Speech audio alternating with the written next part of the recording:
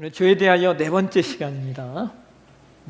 오늘 본문의 말씀을 가지고 죽음에 이르는 죄, 교만이라고 하는 죄에 대해서 말씀을 상고하도록 하겠습니다.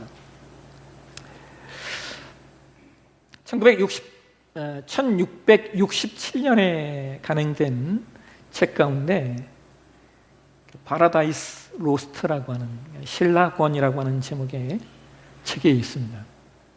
이 책은 총 12권으로 구성된 대서사 시인데요, 인간의 원죄를 주제로 다루고 있습니다. 이 저자가 경건한 청교도였던 존 밀턴이라는 사람이에요.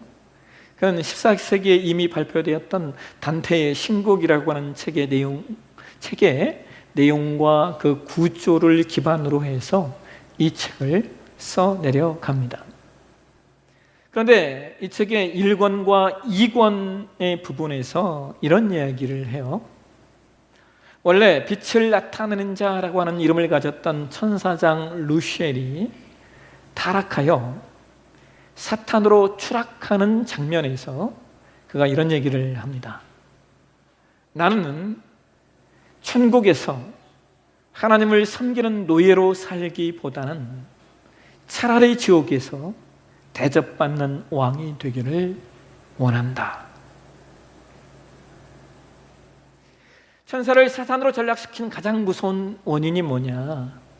그것은 자신이 왕이 되려고 하는 교만이었다라고 존 밀턴은 말하는 것입니다. 오늘은 죄에 대하여 네 번째 시간인데요, 오늘부터 우리를 가장 많이 괴롭히고 우리를 가장 많이 넘어뜨리고 우리를 가장 많이 흔드는 죄의 7가지 영역, 우리를 죽음에 이르게 하는 7가지 죄에 대해서 좀 말씀을 나누려고 하는데요, 그 첫 번째 내용이 교만이라고 하는 죄입니다. 여러분, 탁월한 청교도였던 존 오웬이 이런 말을 해요. 사탄과 교만은 동의어이다 라고 말합니다. 사탄과 교만은 같은 말이라는 거예요. 그래도 그런 것이 인간이 최초로 죄를 범하는 데에는 2가지 영역기에 교만이 있었어요. 하나가 인간의 영역이고 또 하나가 천사의 영역입니다. 인간이 이 세상에서 피조물을 다스리고 그것을 통해 하나님께 영광을 돌리며 살도록 창조되었는데, 그러나 하나님의 대리자로서 동물들의 이름을 지어주고 또 만물을 다스리며 살도록 창조된 첫 인간이 은연중에 마음이 높아져 스스로를 세상의 통치자로 세우고 싶은 마음을 갖게 되었어요. 이것이 바로 인간의 타락이 기인하는 원인입니다. 한편 그러한 인간의 내면의 심중을 알고 결정적으로 인간을 유혹한 존재가 있었는데 그것이 바로 천사였습니다. 이 천사는 뱀의 모양으로 나타나서 아담과 하와를 유혹한 타락한 천사를 말하는 것인데요, 우리가 이 뱀이 타락한 천사이고 이것이 사탄인 것을 어떻게 확인할 수 있냐? 성경이 베드로후서 2장 4절에 이런 말씀을 하고 있어요. 같이 한번 보실까요? 같이 읽겠습니다. 하나님이 범죄한 천사들을 용서하지 아니하시고 지옥에 던져 어두운 구덩이에 두어 심판 때까지 지키게 하셨으며. 자, 여러분, 여기 범죄한 천사들이 바로 타락한 천사를 말하는 것이죠.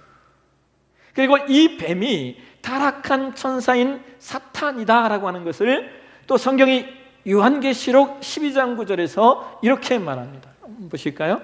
같이 읽겠습니다. 큰 용이 내쫓기니 옛뱀 곧 마귀라고도 하고 사탄이라고도 하며 온 천하를 꿰는 자라. 그가 땅으로 내쫓기니 그의 사자들도 그와 함께 내쫓기니라. 자, 여러분, 마귀, 사탄을 뭐라고 말하고 있어요? 큰 용, 옛뱀이라고 표현하고 있습니다. 그래서 아담과 하와를 유혹했던 뱀은 단순히 동물이 아니라 뱀을 통하여 역사한 타락한 천사인 겁니다. 그러니까 인간 안에 이 세상의 어떤 피조물을 주권하고 통치하고 싶은 교만의 심성이 일어났을 때 역시 교만하여 타락한 천사가 그 인간의 깊은 내면의 심성을 알아채고 인간을 유혹하는 거예요. 결국 타락의 원인은 교만에서 시작이 된 것입니다. 여러분, 교만에는 4가지 특징이 있습니다. 4가지 특징이 있는데요, 자 번째로 교만은 자기 기만을 가져온다라고 하는 거예요. 자기 기만. 여러분, 우리가 종종 헷갈리는 것 중에 하나가 뭐냐면요, 자존감과 자기 기만, 이 둘이 헷갈려요. 자존감이라고 하는 영역과 자기 기만이라고 하는 내용이 종종 헷갈리는데요, 자존감은 자기를 비하하거나 자기를 경홀히 여겨서는 안 된다라고 하는 의미가 자존감이에요. 반면에 자기 기만은 자기 자신을 너무 우월하게 생각하는 것을 말하는 겁니다.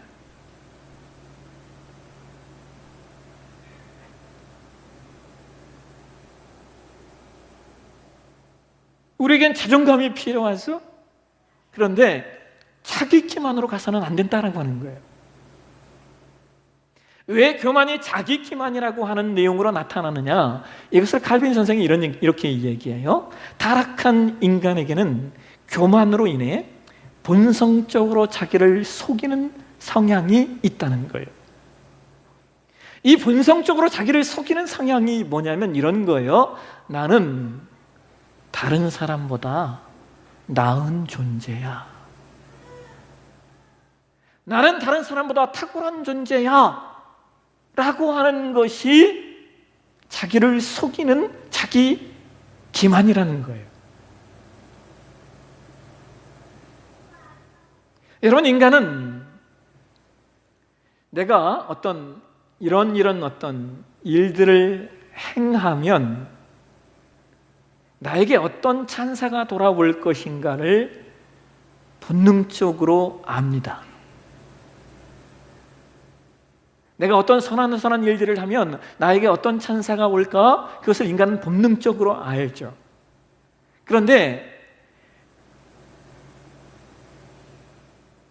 그 일을 통하여 자신이 선하고 탁월한 존재라고 하는 것을 인간은 기정사실화시키는 습관이 있다는 거예요. 내가 어떤 일들을 하면 나에게 어떤 찬사가 오는데 그 찬사를 통하여 내가 얼마나 선하고 탁월한 존재인가 라고 기정사실화 시켜버리는 것이 인간의 습성이에요.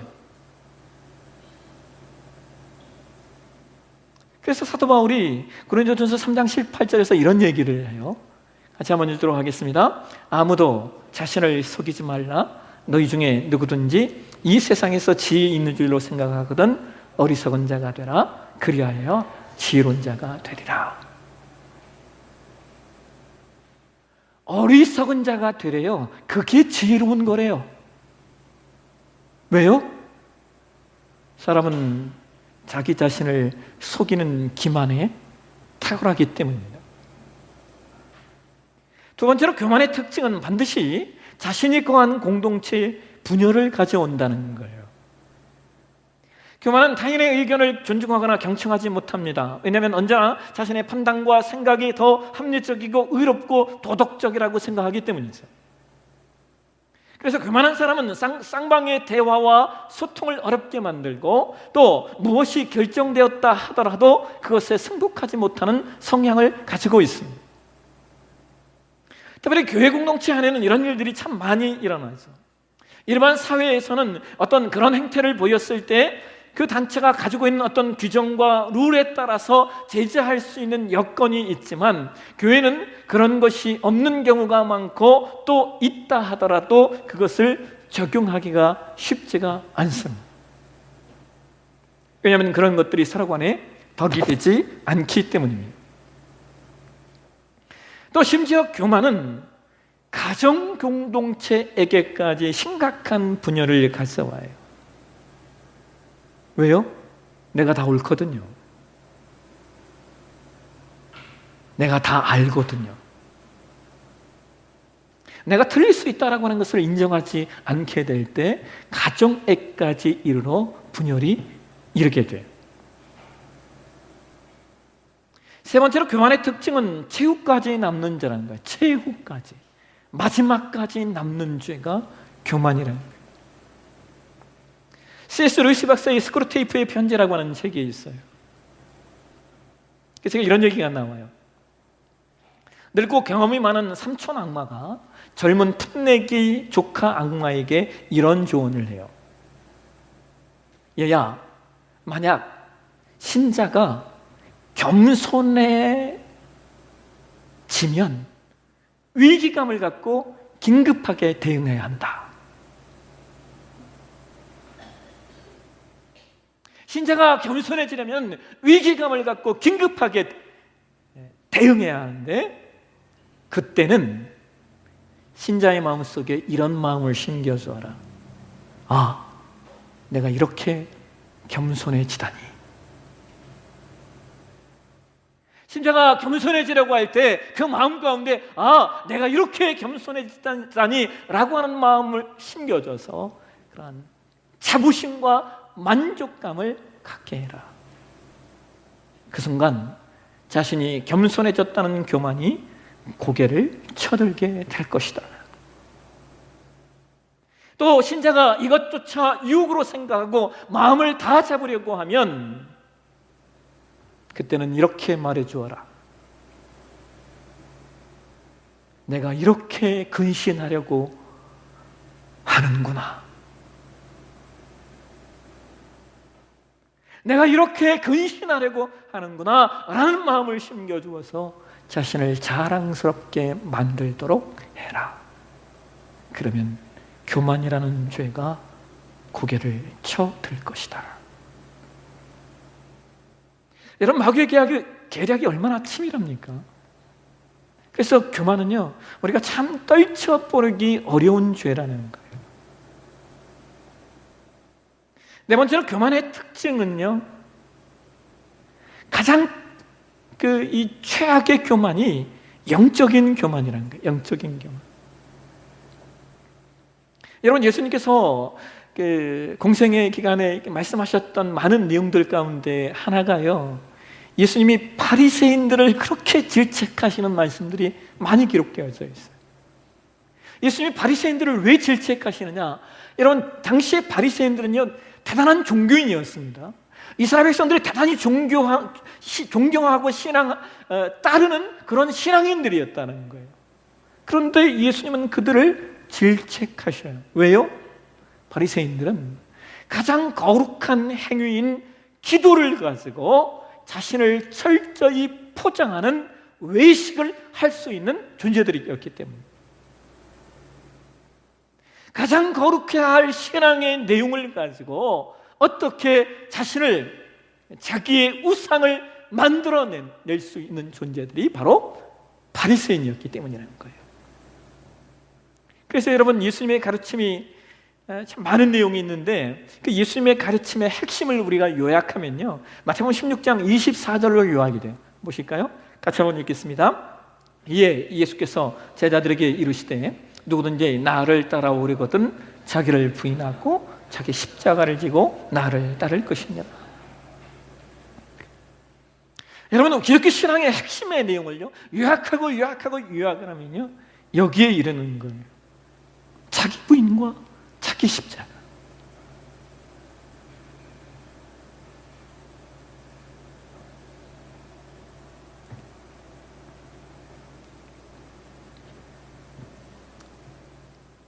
그런데 오늘날 우리의 아픔이 있다면, 그래서 우리가 신앙으로 자기 부인이 아닌 자기 명성을 쌓고 있다라고 하는 것이고, 우리가 자기 십자가로 자기 영광을 추구하고 있다라고 하는 것이 우리의 아픔이 아닌가 생각이 됩니다. 자, 그렇다면 문제는 이거예요. 그러면 우리가 어떻게 교만을 이겨낼 수 있는가라고 하는 것이죠. 교만이 참 어려운 죄인데 이것을 어떻게 우리가 이겨낼 수 있는가, 그것을 세 가지로 살펴볼 수가 있어요. 첫 번째로, 우리가 교만을 이기기 위해서는 자기 실상을 바로 바라봐야 한다는 거예요. 자기 실상. 여러분, 사람이 자기를 높이는 이유 중에 하나는요, 자신의 참모습을 제대로 인식하기 않기 때문입니다.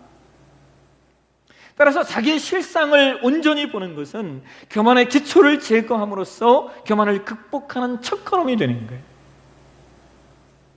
그런데 사람이 자기의 참모습을 보는 것이 얼마나 어려운지요. 왜냐하면 인간은 늘 자기 오류에 빠져 있기 때문에. 인간은 종종 자기 자신을 무가치한 존재로 여기는 자학에 빠지거나 혹은 자기 자신을 너무 우월한 죄로 여기는 자만에 빠지는 오류를 살고 있어요. 여러분, 자학도요 교만입니다. 왜요? 하나님의 은혜가 있는데 그 은혜를 도외시하는 것이 자학이기 때문이죠. 자만도 마찬가지예요. 이건 역시 하나님을 무시하거나 하나님을 넘어서는 행위이기 때문이죠.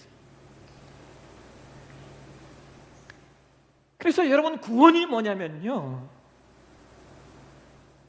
본성적으로 교만한 인간이 자기 실존을 깨닫고 하나님의 은혜를 구하는 것, 그게 구원이에요.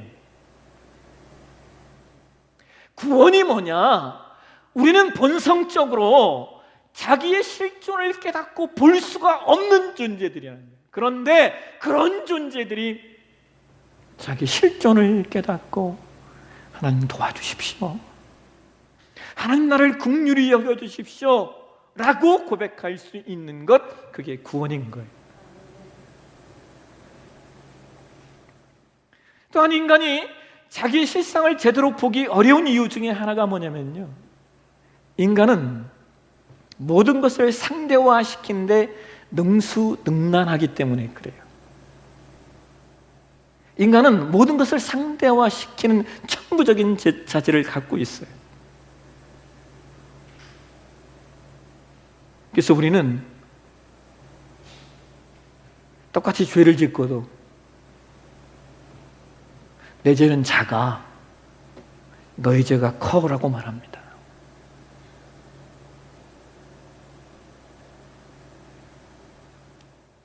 인간이 끊임없이 이런 행위를 하는 이유는요, 자기 죄를 보는 것이 아니라 상대의 죄를 보아서 나의 죄를 가리고 나의 죄를 숨기기 위함이에요. 늘 다른 사람의 죄와 비교하면서 자신이 행하는 죄가 다른 이들보다 덜 악하기 때문에 나는 악한 자가 아니라고 자위하는 거예요. 그래서 여러분, 우리가 신자로 이 땅을 살아낸다라고 하는 것은요, 죄를 세상의 상대적인 것으로 평가하는 것이 아니라 죄에 대한 기준이 절대적인 기준, 누구요? 하나님의 기준으로 죄를 바라보고 평가해야 한다는 것. 왜냐하면 죄는 그것을 상대화시키는 것만큼 극복하기 어렵기 때문에 그래요.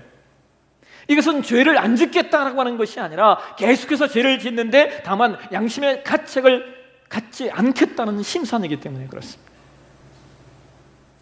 그렇다면 문제는 이런 것이죠.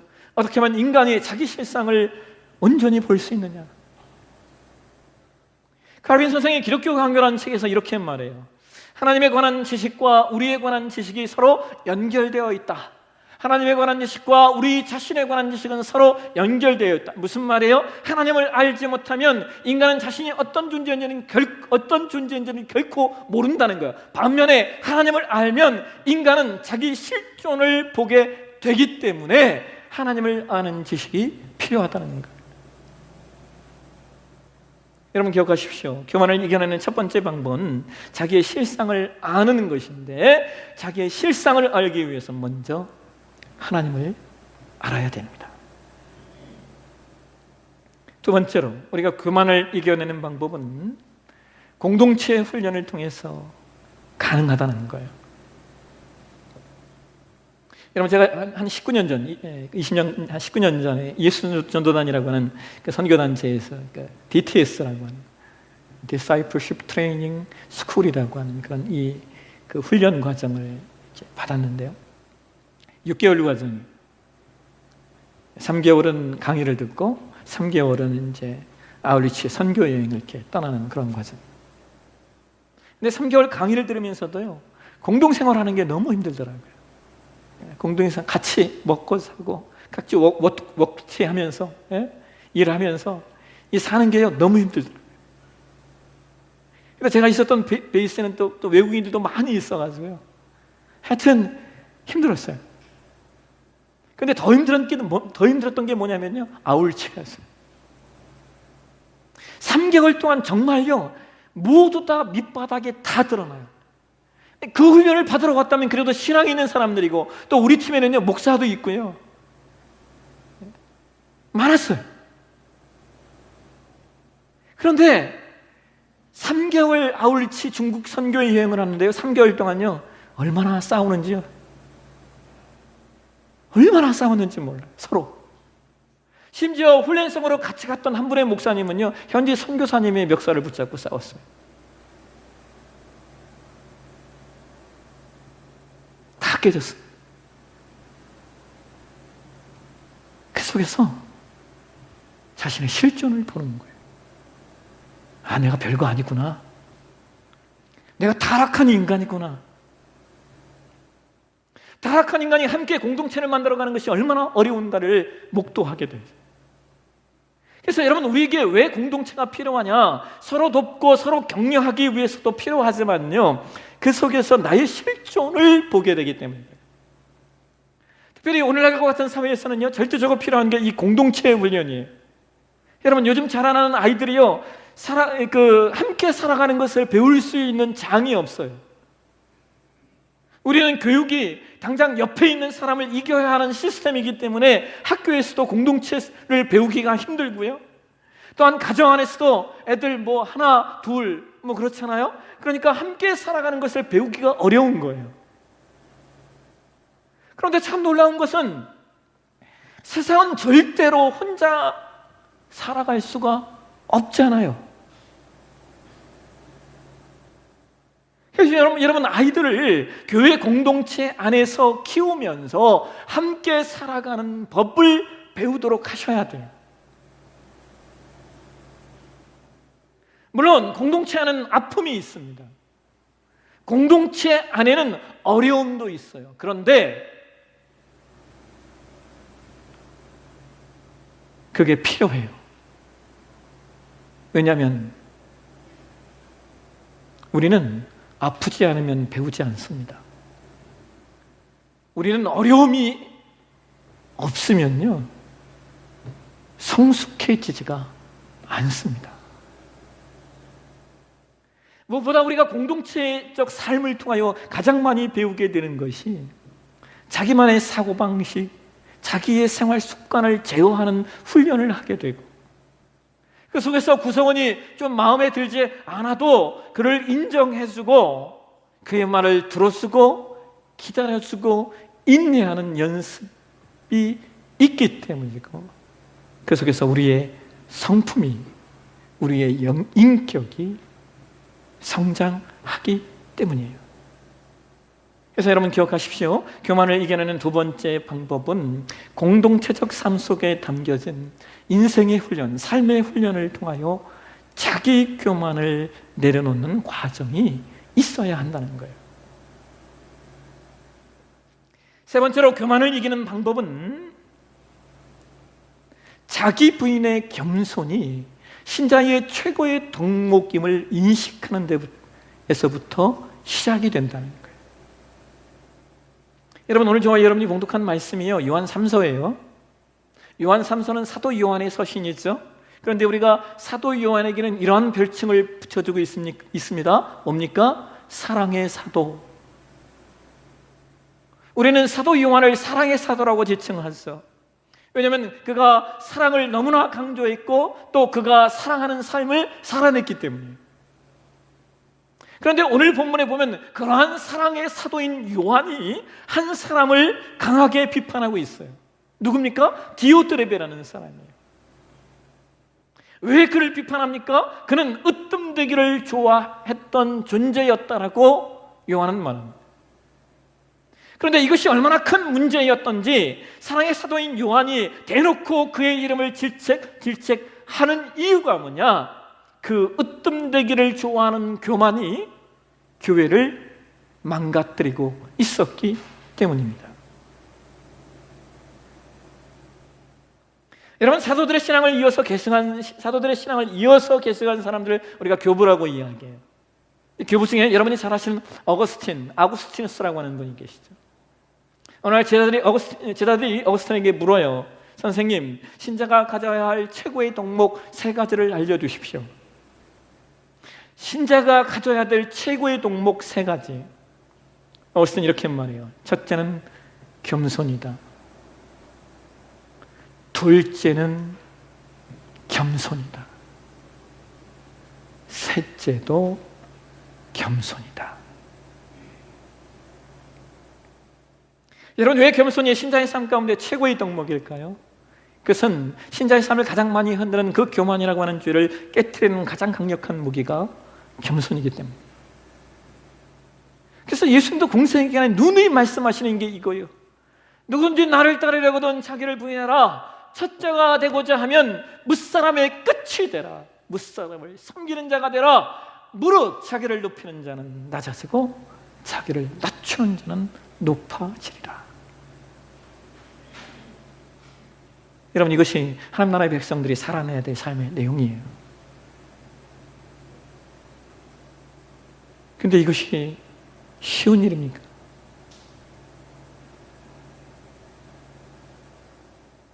인간에게 일만큼 어려운 것이 또 없어요. 왜냐하면 인간은 본성적으로 자기 존재의 증명을 위해 사는 존재가 인간이기 때문에 그래요. 인간은 본성적으로 자기 존재의 증명을 위하여 사는 존재들이에요.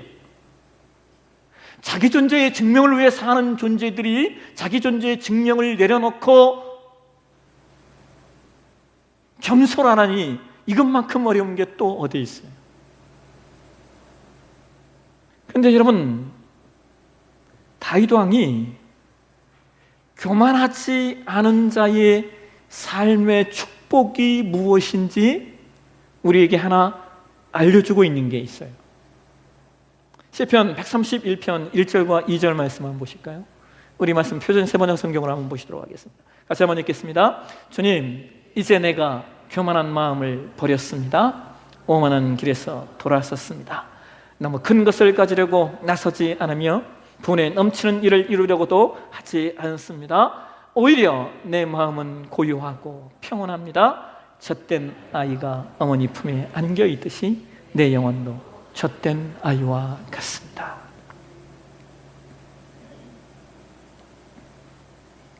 교만, 오만을 버렸더니 뭐가 왔어요?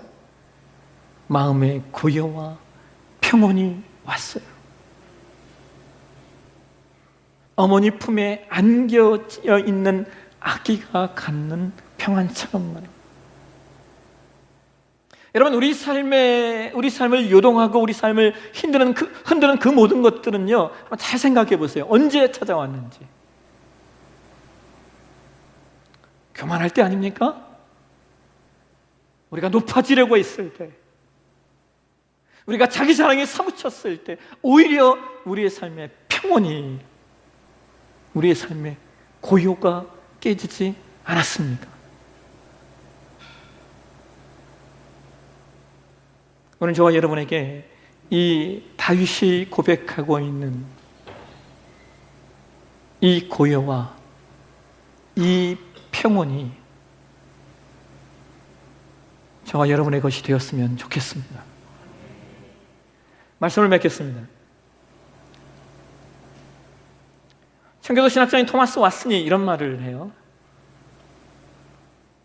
하나님께서는 교만한 천사보다 겸손한 죄인을 사랑하신다. 그렇죠, 여러분? 기가 막힌 말이에요. 하나님은 교만한 천사보다 겸손한 죄인을 사랑하시는데요. 여러분, 기독교 역사에서 100여 년간 로마의 핍박이 이어질 때요, 그리스도인들이 어떤 일을 했냐면 땅을 파고 지하로 숨었어요. 그것을 우리가 뭐라고 얘기합니까? 카타콤이라고 말했어요. 근데 여러분, 이 카타콤이라는 말이 어디에서 온 말이냐면요, 카타콤베에서 온 말이에요. 이 카타콤베의 뜻이 뭐냐? 낮은 지대의 모퉁이라는 뜻이에요. 그래서 여러분, 우리는 여전히 카타콤을 살아내야 돼요. 어떻게요? 교만이 아닌 겸손으로 낮은 지대의 모퉁이에 서는 마음으로 말입니다. 이게 신자의 삶이에요.